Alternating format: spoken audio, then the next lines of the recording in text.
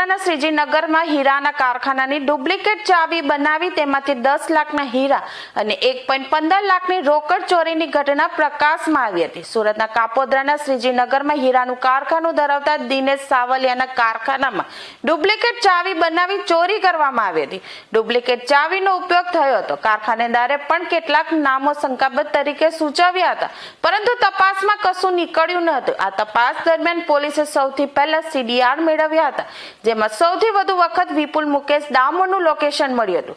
ફરિયાદીના કારખાનેથી થોડેક દૂર આવેલા કારખાનામાં વિપુલ નોકરી કરતો હોવાનું પણ બહાર આવ્યું હતું. વિપુલના ચોરીના સમયગાળા દરમિયાન તેના વતન દાહોદ હોવાનું જણાઈ આવ્યું હતું.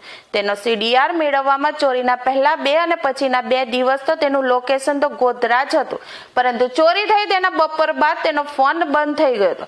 આ ફોન કામરેજથી બંધ થયો હતો અને 9 કલાક બાદ ફોન પરત કિમ પાસે ચાલુ થયો હતો. પોલીસે વિપુલ ડામોરની આગવી ઢબે પૂછપરછ કરવામાં આવતા જ તે ભાંગી પડ્યો હતો અને ચોરીની કબૂલાત કરી હતી અને પોલીસે તેની ધરપકડ કરીને વધુ તપાસ શરૂ કરી છે.